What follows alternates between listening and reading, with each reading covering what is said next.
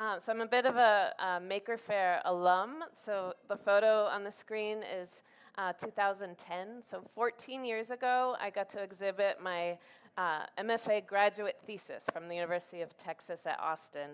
I bought an electric scooter way before they were cool. It was like an electric bike on Craigslist, and I wanted a way to charge it. And I thought there must be electric bike charging stations in, big futuristic, environmental thinking cities.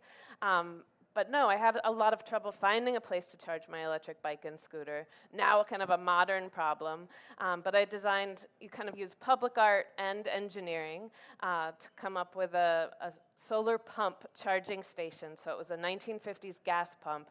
I put batteries and a charge controller in from a solar panel. And then Maker Faire invited me to come and exhibit it in the South Bay Maker Faire. So it's really great to be back and be on a stage and kind of tell the story of what I've been up to, fast forward 14 years. And part of my work at the University of California, Davis, is to think about solutions to climate change. Like, we know fossil fuels are the biggest contributor to climate change. They're also the biggest contributor to air pollution, particulate matter, smog. During the pandemic, we saw air quality get much better. Thinking about, like, how can we come up with some alternatives to how we move around cities? Los Angeles uses 50% of its land for the automobile. That land could be used for public housing, for trees that would be the lungs to help clean air quality in communities that don't have beautiful parks. So thinking about the US and its energy consumption, this is a graph from 2019, 80% of US electricity generation is from fossil fuels. So even as we go to electric cars or think about electric trains or even micromobility, we still need to do major work on this energy transition, which I think is an opportunity for makers and really exciting. So the drawdown, there's a project called Project Drawdown, is this idea of when levels of greenhouse gases in the atmosphere stop climbing. So how do we do that? We need to put on the emergency brakes now, think about low carbon infrastructure, so like, unexciting things like transmission lines for wind and solar, nature-based solutions, which my students get really excited about, and of course new technologies. So there's a new book out called What If We Get It Right by Dr. Ayanna Elizabeth Johnson that really inspires me, and she says people need to find kind of their climate action. In her Venn diagram, she says, what brings you joy, what work needs to be done, and what are you good at? To kind of think about how makers, or how people passionate about solutions, and like the last speaker said, it's, this is like a team sport to come up with climate solutions. So in my own work, I work on solar charging stations with cities. So the picture on the left is the electric drive in Austin, Texas. I still got to bring in a 1950s gas pump, but this is part of the Austin Energy, which is a public utilities electric vehicle and bike charging pilot on a decommissioned power plant. So it was like a dream location, dream project to get to work with a public utility. The last few years I've worked at MacArthur BART to do electric scooter, both private and shared, charging infrastructure that's kind of halfway through installation, but many years in the make. And I run a makerspace at UC Davis in the Department of Design. So makerspaces can be in libraries, they can be in art departments, design departments, engineering departments, and that's really kind of an interesting part of the ecosystem of making. But we have a metal shop, a prototyping lab, my students love clay 3D printing, and really pushing how can we get more sustainable materials into our makerspace, and sometimes that actually involves my students making their own green materials for the space.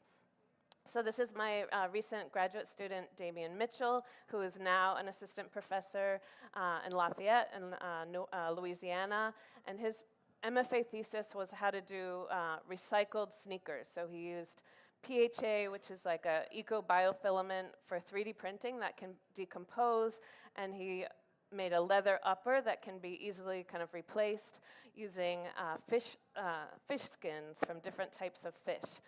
So there's a lot of really interesting materials that students can prototype with. This is my graduate student, Ophelia Veloce, that did clay 3D printing for water filtration. And she built her own kind of living machine, which is using plants to clean water and then go through this clay filtration system. So having her weld for the first time, learn all the CAD work necessary for clay 3D printing, and then becoming a plant expert in aquatic plants that their roots will actually help clean water. My recent graduate student, LD Lazzaro, who's now getting a PhD in Colorado, worked on microelectronics, so growing mushrooms into a hemp substrate and then having that be the breadboard for electronics, which is a fun way to think about how electronics doesn't have to all be using plastics. And her research went on to help us start an eco-materials library.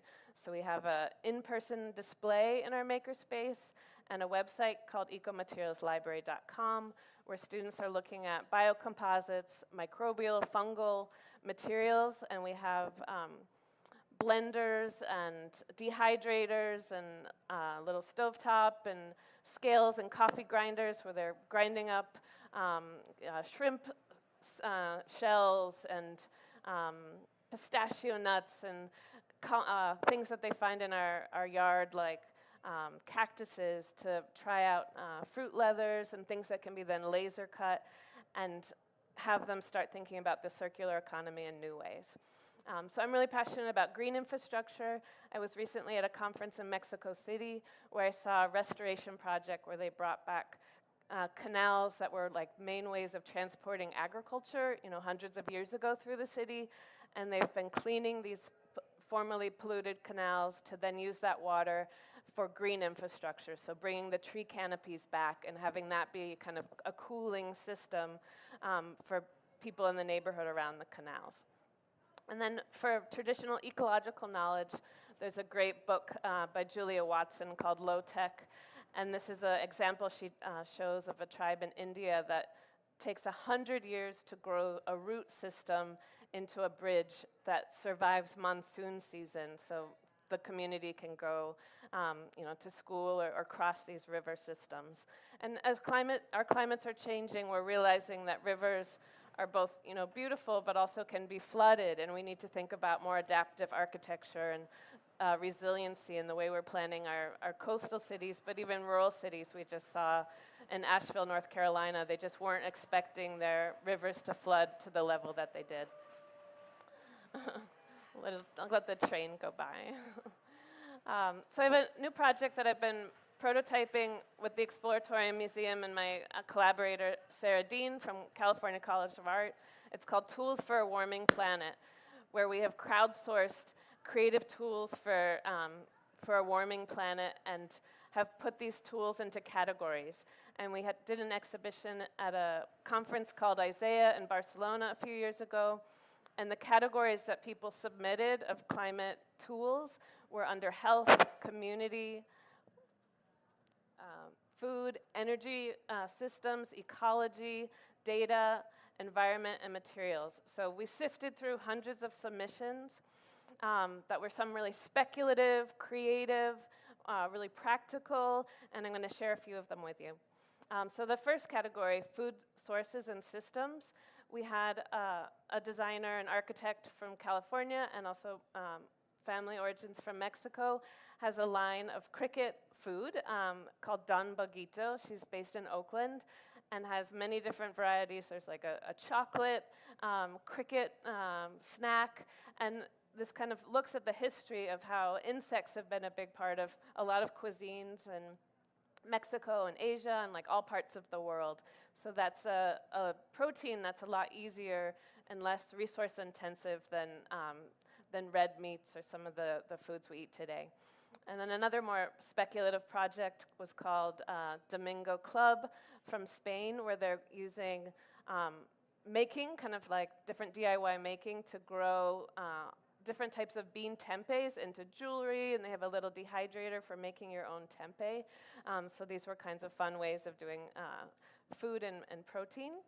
And then Sarah and I, my collaborator, have a project called Emergy, which are emojis for climate change.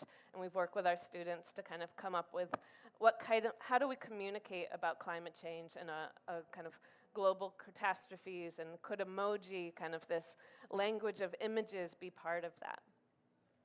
Another project that was submitted is called iNaturalist, which is an open source kind of app and website that was used a few years ago to have kind of citizen scientists show an algae bloom that happened in the San Francisco Bay, where fish were kind of turning up in different parts of the coast, and they weren't sure why the algae bloom had happened.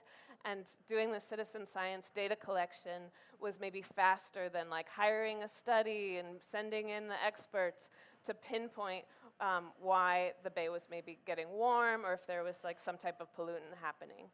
So the next topic is ecology and life. This was a project, part of Resilient by Design, called Public Sediment, that UC Davis collaborated with a bunch of different studios to look at Alameda Creek in the North Bay, or in the South Bay, and how mud could actually be used to make the Bay Area coast grow in height. So if we have a stormwater event, that the wetlands would be used as a sponge and prevent neighborhoods like Union City and Fremont from flooding. So thinking about ecological engineering is a great way of not only just restoring our habitats for wildlife, but actually restoring habitats that were once really a big part of reducing some of the sea level rise that we're trying to plan for going forward. This project is called the Living Data Pod, which a bunch of scientists have collaborated with designers and architects around the Bay Area, where the planktoscope can take water samples from around the bay and see if there's ocean plastic. So the little green dot is actually some plastic, but you also can see these wonderful organisms that are otherwise invisible. So it's also a citizen science project helping kids do some of the water collection. So health and security. This was a graduate student from UC Davis who was a jeweler from Iran and had incredible craft and making skills. And she did a lot of research on how to cool the body with a cooling jewelry. So the kind of jewelry made copper has these tubes that have a cooling system and are on the points of the body that would help reduce the heat. So how we just using an air conditioner might not be appropriate, but maybe there's other creative ways of having, a frozen water bottle or cooling as we think about how we're going to adapt to the future. So those are the slides I wanted to share with you guys. I guess I ran through them pretty quick, but I'm happy to answer any questions.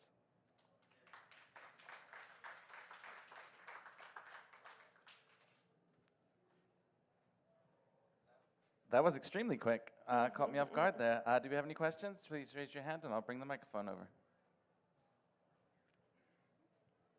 So for the investigation of the algae bloom in San Francisco, what were the results of the citizen science, and how long did it take to come up with some hypothesis? As I said it, I knew someone would ask me that. I actually don't remember exactly what the solution, it was posted. I was watching a lot of scientists during that algae bloom. It was the sturgeon fish that were turning up on the coast. I think it was it might have been like more, maybe from some of the wastewater treatment plants had like the perfect storm of it's a hot day and then more wastewater is being pumped into the bay, which is quite sensitive. So I think the warming climate has something to do with we can't pump some of the same amounts of toxins into bays when it had a cooler temperature. Any other questions? Are there any policies that we could advocate for to encourage adoption of solar at home that would be less expensive? Yeah, definitely. So policy is super important. There's, like when I was in Texas like 10 years ago, there was rebates where they were actually giving people checks. Like you'd get $1,000 and then not have to pay for electricity to put solar on your rooftop. But then it becomes quite political. Then, I think in Arizona there was this big scandal where if you had solar on your roof, you couldn't put it on the transmission lines. So it's really important for policy to help not only give rebates, but also make sure we have the transmission lines that can take all of that energy getting put on the grid. So it's quite a puzzle that a lot of, some of the smartest minds are working on. But, going forward, the Biden administration has made a lot of rebates and has done some progressive work in bringing more renewables into the U.S. portfolio. So there's definitely some good news in the headlines this year, but we need to kind of keep that up and keep ramping up this energy transition and how we do it in an equitable way and affordable way, but not necessarily just on the individual aspects. I believe now in California, when you build a house, it does need to be solar ready. So instead of have the roof face north, it should be facing south for optimal solar gain. There's some great solar projects happening, but not enough at the speed that we need them. My question is sort of related to that, where obviously in the Bay Area we're a pretty receptive audience to this kind of stuff, but as someone who's lived in, obviously Austin's also a very forward, but Texas overall has, I think, different politics in a lot of places.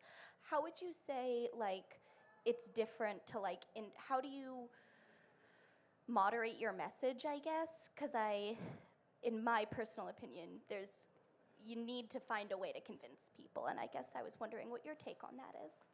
Yeah, that's a great question. So this is the project that I mentioned really briefly. But it is a great Makerspace story where the solar pump charging station prototype was my kind of maker project in graduate school, not as an engineer, more as like a designer, artist, architect kind of side of things. But I was able to convince the South by Southwest Music Festival to hire me to do a fleet of these charging stations for their music festival, and then coming to Maker Faire. So places like Maker Fairs and music festivals are a great way to prototype a new innovation, having renewable energy or small electric bikes and scooters. It's a great way to move around a city. For perspective, it would take 17 solar panels to charge a Tesla and 1 solar panel to charge an electric bike. So when you start thinking about space and how much energy we need, a big part of the energy transition is also efficiency. We just need to reduce the load we're putting on our electrical grid with inefficient appliances, and also have our architecture use passive cooling, windows that open, things that are actually were popular 100 years ago needs to be back incorporated into kind of like the green planning and engineering. But I would say, it wasn't Austin Energy who partnered with me on this project. It was because I had gone through a music festival route, and they saw the publicity of having like a functioning public art engineering project be kind of the signage of their pilot electric vehicle charging program, and as a public utility has a lot to gain if everyone all of a sudden has an electric car. But then they also know it's good publicity to have a wind and solar portfolio for all those folks having electric vehicles all of a sudden charging at night. So I think a lot of the solutions for the kind of climate solutions exist.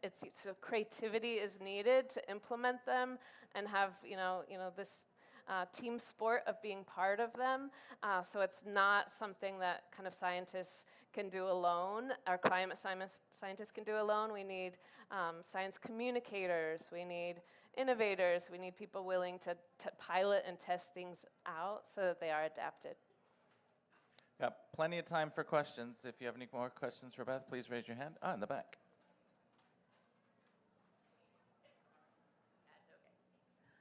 Okay, I live in Fremont, very close to the Alameda Creek.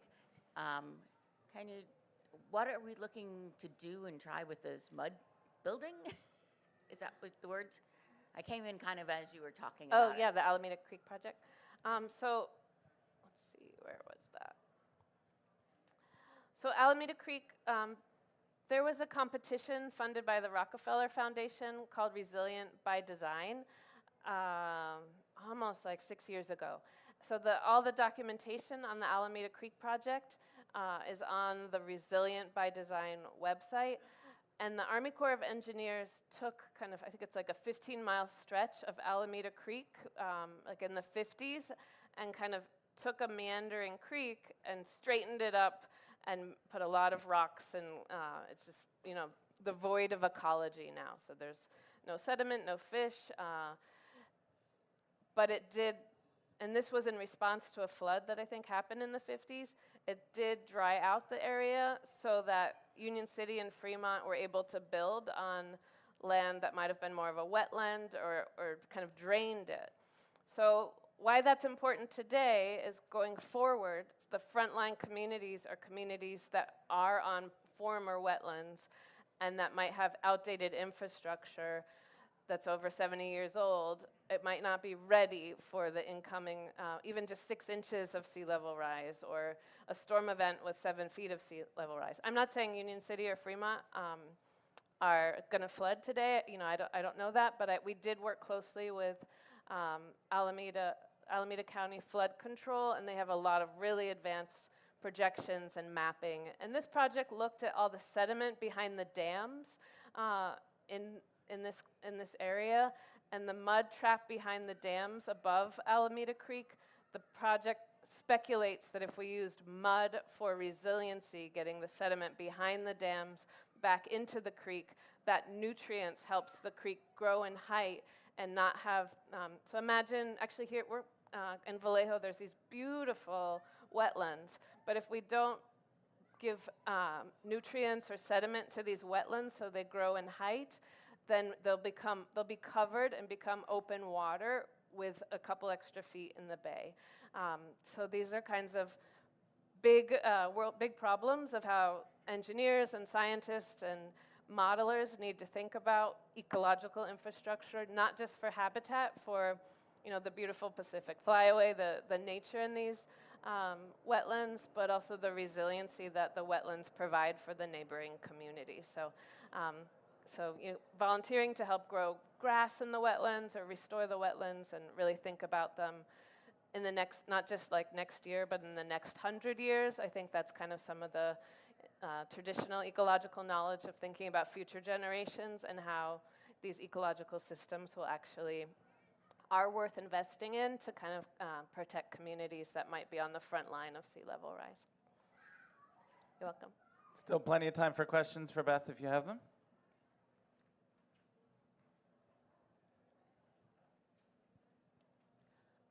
Two-part question.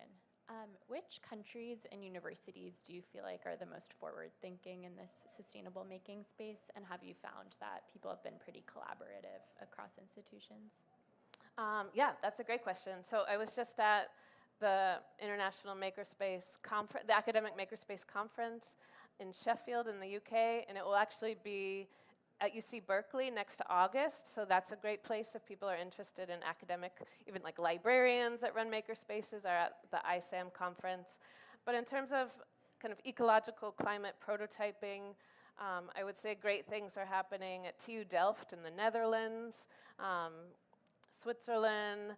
I have some colleagues at TU Delft, and they tell me that are professors of sustainable engineering, that Delft is 10 years ahead, and they're like, I thought about coming back to California, but we're just 10 years ahead in the way we have better electronic standards. Like the European electronic standards are just more rigorous for the way batteries are being recycled or how designed for disassembly and life cycle analysis of electronics. So I would say that is really interesting.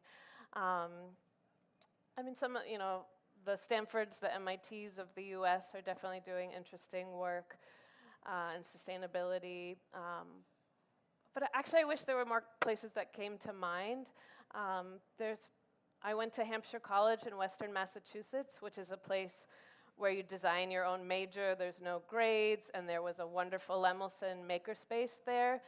So I worked on bike trailers for electric bikes and got to wire up solar panels, so it was very hands-on, and that was funded by the Lemelson Center. There's an organization called VentureWell that we've gotten grants from UC Davis, so a lot of the projects I showed from my students have all received a $1,000 VentureWell grant for my students to build their prototypes, and I think that's made a big difference. So as a maker, I make sure my graduate students have the opportunity to make something. So looking for curriculum that does have a robust makerspace. There's the Jacob Center at UC Berkeley is fantastic. They have a really lovely makerspace and hands-on curriculum. I think they have a table here this weekend at the Maker Faire, but those are a few examples. And actually someone asked earlier about books and resources for making, and it'd be great to do a shout out for the Girls Garage, which is in Berkeley. It's a women-run makerspace that's like for girls that are kind of like junior high school level to learn wood shop and metal fabrication, and they're building chicken gazebos and all kinds of really neat projects. So there's a book called Girls Garage that Emily Pilliton recently published if you want some ideas. Also, Instructables is a website. It might not be as popular as it was kind of 4 or 5 years ago, but there's a lot of DIY resources on the Instructables website, and then of course all the Maker Faire related stuff is also helpful. Still got time for 1 or 2 questions if anyone has one.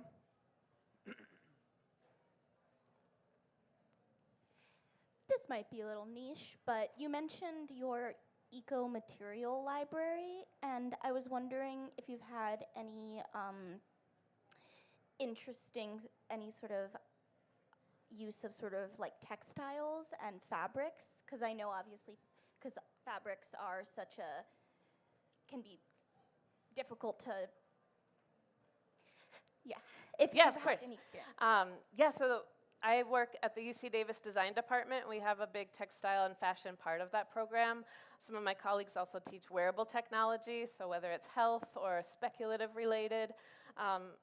So having our students have textile access is really important. So this is our eco-material library. There's a QR code and you can check it out. But having the fabrics, the cork, the mushroom material available for students to touch is really important. Alejandra Rus is one of my graduate students from Columbia.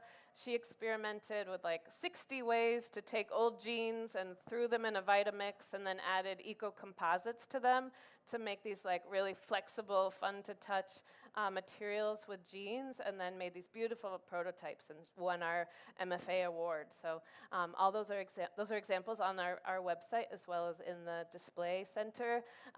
But during the pandemic, I was really sad my students couldn't use our kind of makerspace.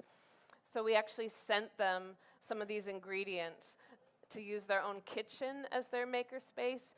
So using their coffee grinder to grind up pistachio nuts and make kind of jewelry molding composites. And we did have some tears of my grandmother threw away my experiment. But having students document this stuff. But this was kind of like low-hanging fruit for students to build confidence of both taking control of materials, not just using plexiglass and formaldehyde-covered plywood. So that's my challenge to the makerspace community: is how do we biofabricate our own materials to show there is, a community of people wanting more sustainable materials for making, and that that if you can't find these materials at a store, you might be able to just make them yourself and then come up with a way they can be composted and have a life that's less toxic and less wasteful in the future.